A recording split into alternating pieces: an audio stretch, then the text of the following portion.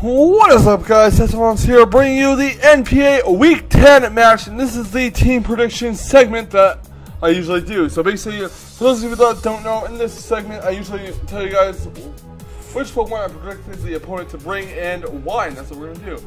Now, the Beast Pokeballer, aka Luke, was my Week 10 opponent. He was 5-4 leading up to this, and yeah, basically this match was not really hit or miss for me, or do or die, because either way I made it to the playoffs, but this match determined who would also be in the playoffs with me in my division.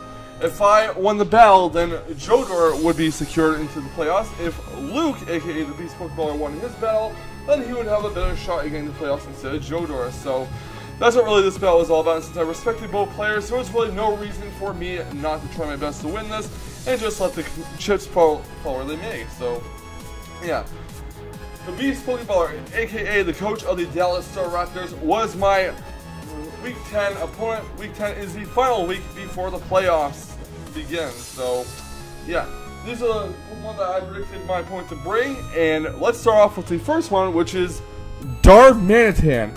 Darmanitan is a pure fire type with the ability Sheer Force, which is typically what is wrong with Darmanitan. He is an excellent Starfy. He has access to stuff like Rock Slide, Superpower, Earthquake, stuff like that. Flare Blitz as well for stab.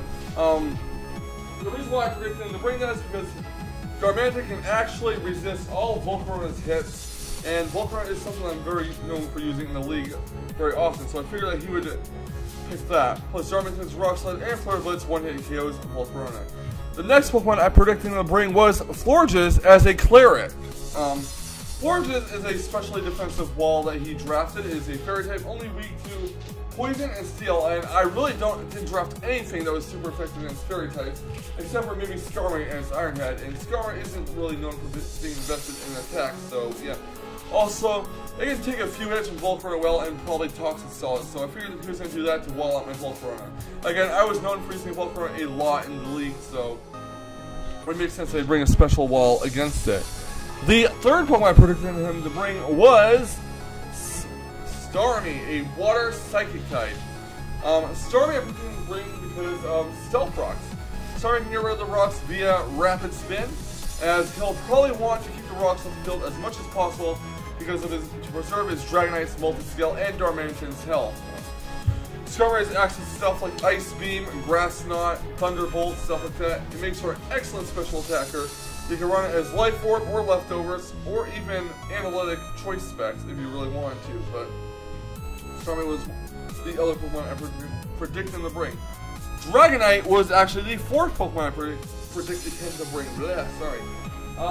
It's an excellent sweeper Dragonite. It gets access to a very hard-hitting priority move and extreme speed. Has access to stuff like Fire Punch, Ice Punch, Earthquake, Superpower, stuff like that. And it is pretty resistant to all of Volcarona's hits. This is counter to Volcarona's pretty much going to be the theme of my predictions. But yeah, I figured he would bring that. It can also be used as a weakness policy set, which will boost its attack by ×2, by 2 stages. No, yeah, when hit by a super effective move. The next Pokemon is Nidoqueen. Nidoqueen would be his Rock Setter, which would be really essential against stuff like Talonflame and Volcarona, because both of those will take heavy damage due to Stealth Rocks, because they're both 4 times weak to rocks. Plus, it gets access to Sheer Force, which boosts the power of moves of a secondary effect in exchange for not, have the secondary effect activate at all. It also gets access to Roar, so it's a poison ground type. It's pretty bulky, I guess. You can make it fairly bulky. And all around, Stealth Rocks would be a big help in the battle against me. And finally, Mega Mansion. This thing hits like a mother effing truck. Let me tell you that right now. A Mega Mansion's high jump kick, one-hit KO, my defensive room wash, and max HP, well, max defensive investment, and lots of HP investment. Just one-hit KO with high jump kick. This thing hits like a mother effing truck with its ability. It gets access to Fake Out, it gets Bullet Punch to handle those fairy types, it gets Fire, Ice, Thunder Punch. It gets lots of great moves. I figured he'd bring it because it's a Mega, and it would deal well against stuff like that I bring. So, yeah, basically, in this battle, I figured, you know what, I'm not going to bring Talonflame or Volcarona. Granted, Talonflame would have been an excellent choice to deal with the likes of Darmanitan and Mega Mansion, but couldn't do it with the Rockstar Nidoqueen. It just wouldn't work out. So that's why I decided to leave Volcarona and Talonflame behind. I basically brought Scarf Zapdos, just a speed tie with, well, just an outspeed Scarf Darmanitan to take care of Starmie, to possibly take care of Dragonite if needed with Power Ice. I brought Heracross as a great Scarfer to deal with Starmie itself, to deal with Mega Mansion if the situation came up with it. I brought Skarmory to get rid of the rocks off my side of the field, and to hopefully wall up the Mega Mansion. I brought Slowbro because, well, that is the obvious choice to deal with Mega Mansion. So yeah, let's get right to the battle, shall we? Ooh, what's up, guys? Tesla here, of course, with a NPA Week 10 battle. Last week we lost 0-1 to Poketroll. This week we're going to try to redeem ourselves by taking on the Beast Pokeballer, and this is the final week before playoffs. We are currently X2, aka 7-2. Hopefully we can make it 8-2, but you never know. So let's go ahead and send him the battle. His Mega of choice that he drafted was Mega Medichance, so we do have to watch out for that a bit, but yeah, we're going to send him the battle right now. As far as Pokemon goes, I predict him to bring Mega Mansion, Nidoqueen, Darmanitan, Dragonite, Florges, and Starmie, so let's see if I'm right here.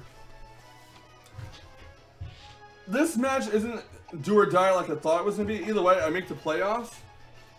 This match is going to determine whether or not a fellow competitor, Jodor, makes the playoffs or not. Because if I win, Jodor is pretty much locked into the playoffs. If I lose, then the Beast Pokeballer, our current opponent, has a shot to make it into the playoffs. So let's see what he's going to bring. How many did I get right? I'm not really good at predicting what other players are going to bring, so this is going to be nerve-wracking. Hopefully I can do this. We are in YouTube mode, though. Not paying attention to this chat. This is obviously being done on stream. Earlier than I would have liked to, but we did accommodate for him, so yeah. So I did a little miniature battle stream leading up to this. Dun, dun. So we're just waiting for him. Let's go ahead and Beast Pokeballer. Dun, dun, dun, dun, dun, dun. Let's see what he's bringing. I'm a little nervous. He is. Alright, I actually got 8 out of 10 of these right. I mean, 4 out of 6 of these right. He did not bring the Darmanitan or the he did not bring the Darmanitan or the Florges like I thought he would. So he is actually bringing Medicham, Dragonite, which is going to be a problem. Starmie, Murkrow, Staraptor, and Nidoqueen. So we got here. We're bringing Zapdos, the Great Wall, Slowbro, Trample the Tauros, Unintelligent the Porygon, Fight Buggy the Heracross, and Skarmory the Skarmory. Let's see what we can do. We put on music number 21. I mean, if I lose, it's gonna suck, but it's not like I'm out of the playoffs. Just have to do better than the playoffs. And I know none of his Pokemon have Defog. His Starmie does have Rapid Spin though, it's pretty obvious. Alright. What will I do? What will I do here?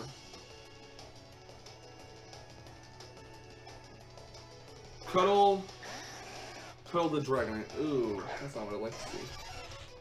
So we're gonna start with Dragonite. We're gonna start with Zapdos. I could go for Volt Switch. He might switch though into Nido. Hopefully he doesn't. I'm gonna go right off the bat for Volt Switch. His Dragonite can easily take one because of multi-skill, so he does switch out though. And my Charizard is dying. I don't know if I would have switched into that, but yeah. Not a good start. Not a good start. I easily took one. But unintelligent. He's gonna set the rocks, no doubt. Like, no doubt it is. Poison Point, though. Interesting. Toxic Spikes. So, no rocks. No rocks.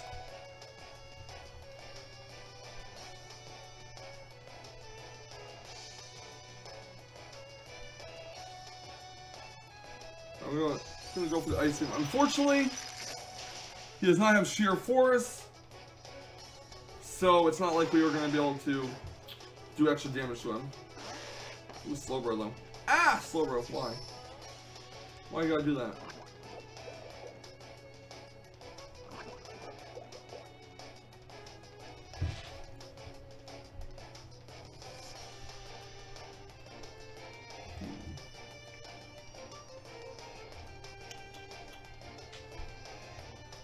Let's go to Mega. We have to Mega immediately though. We have no other choice. We could set up Calm Mines, but there'd be no point. Slowbro is unfortunately already poisoned, which is not really good for us, but we don't have our Slurpuff the Cleric on our team. Not thinking about it, I probably should have put Slurpuff. I was actually hoping his roar would actually draw out the Zapdos, but that was not the case. So we are gonna Mega Evolution. That's cool. We got the Mega Evolution off. Then you get the Scald off. He's gonna go for Roar again. But we do take out the Nidoqueen, so no rocks. That's fine. I'm okay with that.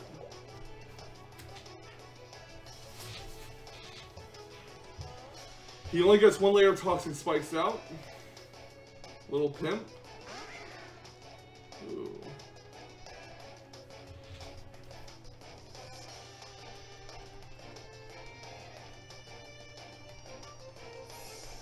Let's switch Slowbro out here. I'm going to Zapdos.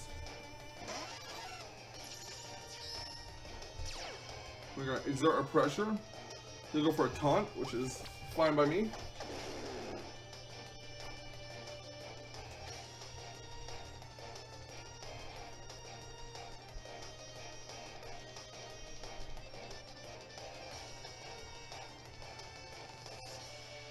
I like that. Using a Murkrow. I think that's pretty awesome.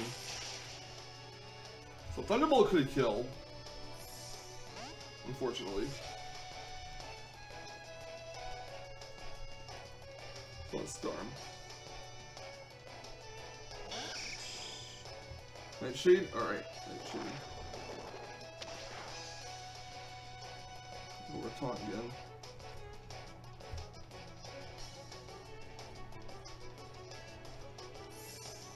Just want to scout what he was going to do. So he's going to go into Murkrow.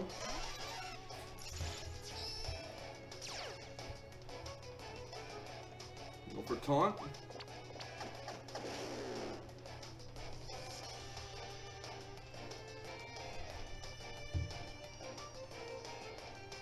He's going to go for Roost, which is fine. This EVLite Murkrow is going to cause a problem, to be honest.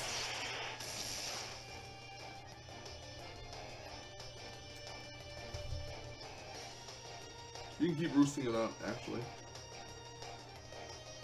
He's gonna keep roosting it up.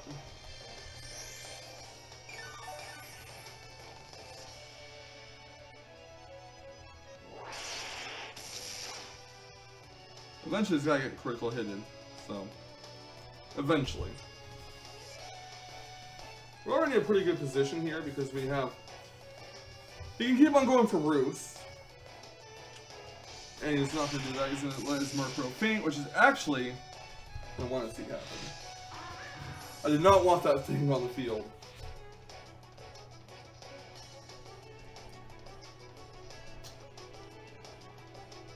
YOLO Bird! Nasty, nasty, nasty. I think it's going to cause us a big problem, I can see it. I can already see that right now. Do I need this? The question is, do I need this Zapdos for anything else? I could use it for the Starmie. We're Scarfed. He's Scarfed. I need to check Staraptor's base speed real quick.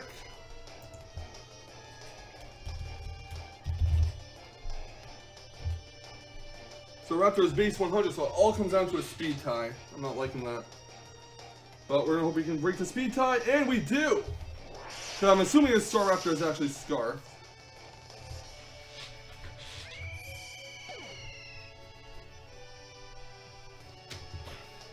3 down. Not Rick? Who's not Rick? I don't know if it's Scarf or not.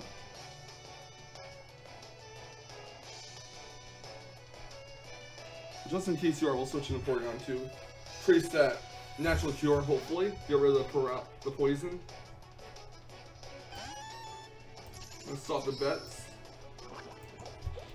And we trace analytic or what? Natural cure, that's fine. Ice beam. Can't freeze us, fortunately. Can't freeze us.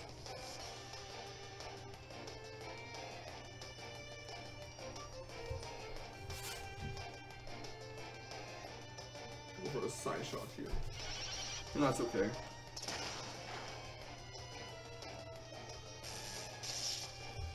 So we get the paralysis off.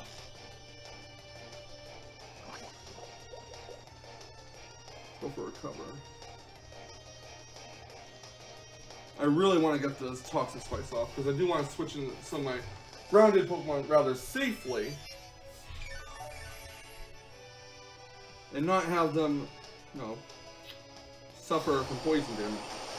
Is this Assault Vest one? Interesting. I'm not going to try to stall him out. I don't like stalling people out. So what I'm going to do is this.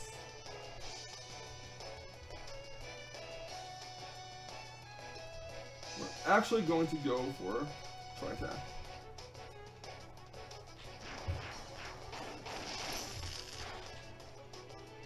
Don't know if it's Scarf or not. I mean, not Scarf. Assault Vest or not. I know Assault Vest Stormy is actually not really a thing, but you never know. Again, I really hate to be the guy to stall, but this is an NPA match. This is a serious play.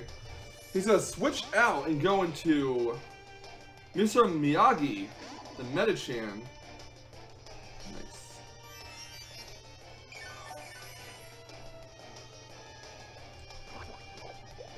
Alright, let's swap Porygon 2 out here.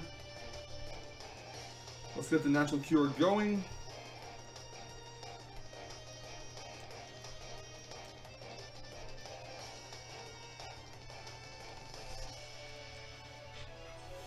Alright, we'll get unintelligent out of there. We'll go into Skarmory. He'll take some Rocky Element damage, which is good enough for me. The reason why I didn't go for Thunderbolt on his Starmie is because there wasn't a reason why I sent it in on his Zapdos. That was most likely Scarf. Not sure if he realized my Zapdos is Scarf or not, but I figured he sent it in for a reason, so yeah. Go for the Fog. Hopefully his high jump kick will not land on Skarmory. Thunder Punch. Does this kill? It might kill, actually. Yeah, it's gonna kill. Because it is huge power.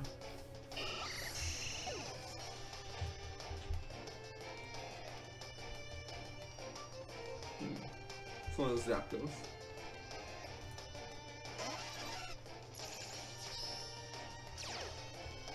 Yeah, I didn't want to risk it being a Scarf Starmie, where I Focus Sash Skarmory and have my Zapdos take an Ice Beam to the face. That wouldn't have been cool.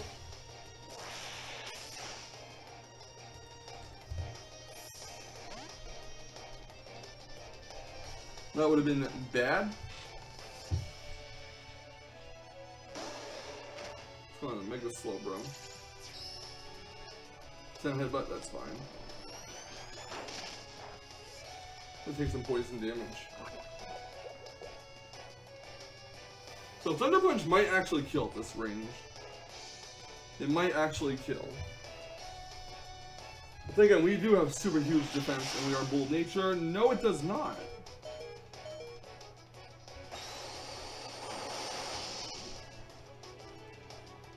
Alright, Metachan is down. Mega Metachan is down. Didn't know anything about the Dragonite and the Starmie left. I'm a little nervous. I apologize.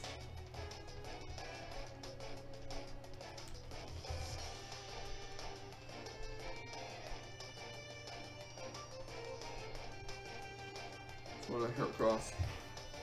Let's go for it, guys. Not Rick, which is Starmie. We do know that Starmie is not Scarf. That's the information that is available to us.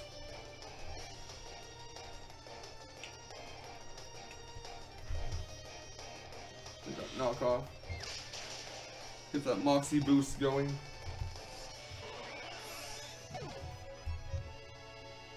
So it was Focus Sash, just like I figured. Or just like I kind of suspected. And it's a good thing I did not keep Zapdos in on Starmie when he sent it out. Because we would have been in big trouble. Because unless we got Paralysis X on Starmie, Zapdos would have fainted, no doubt, to Ice Beam. Let's go for a knockoff. Let's knock off its Choice Band. Knock off its weakness policy. He's gonna go for the Dragon Dance, which is fine. It is, I get that.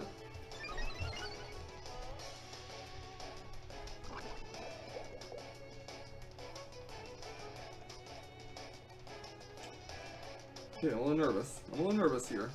Can't really blame me. This is do or die for me. We go for a Dragon Dance again. Or go for Fire Punch. One of the two.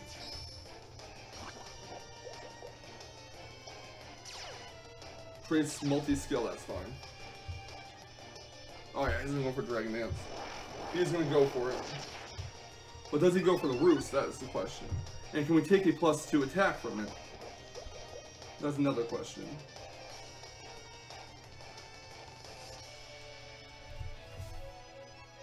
Come on, take it, take it, take it, take it. Dragon Claw, come on, take this Dragon Claw!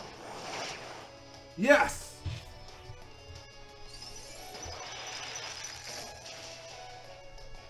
Oh, we did it. Porygon 2, you're the MVP of this match, just straight up. So, yeah, that was the battle. Was a little nervous that my Porygon 2, not being a bold nature, was not going to take that Dragon Claw well at all. But we did manage to pull it out, so good game to the Beast Pokeballer. Thank you so much for the NPA battle, and thank you guys for watching. I don't know how to really commentate after these battles, because I'm a little shaken up. Usually a little shaken up, but yeah. Porygon 2 is actually the MVP of the day. Really helped me out a lot here. But anyways, that's going to be it for this battle. Everyone, have a fantastic night. There is an announcement. There will be a stream regarding the NPA Season 1 this weekend during Jodor's 24-hour stream. We have not decided which channels will be hosting it or doing it, but be on the lookout for that. There'll be announcements on who makes the playoffs, and there'll be another announcement. So, have a fantastic rest of your Tuesday, everyone. I will see you guys next time, because this will be uploaded actually on Sunday, so I should say that. But have a fantastic rest of whatever day you're watching this on, and I'll see you guys next time for more content. And remember, stay salty, Rage Quitters. Stay salty. So, yeah. Thankfully, we did end up going 8-2 in the league, and we will be making playoffs. Unfortunately for Luke, he did not make it seems, but who knows. Jordan apparently will be the one joining myself, Insane Japanese, and Jerry Oak in our division for the playoffs, and this will be very interesting to see how it plays off. Later today, since this will actually be uploaded on Saturday, because there will be a conference on Jordan's stream involving the NPA. So you can find out who made the playoffs then, and I will leave a link to Jordan's Twitch channel. You can join it. I think it'll be around 6 p.m. Pacific time. He'll be doing a 24-hour stream, so I'm sure that if you come before then, he'll let you know what time the NPA conference is. I will be in the call, of course, so just drop by there. I will be there for some of the stream, and yeah. Have a fantastic Saturday, everyone, and I'll see you guys next time for more videos. And remember, stay salty, Rage Squares. Stay salty.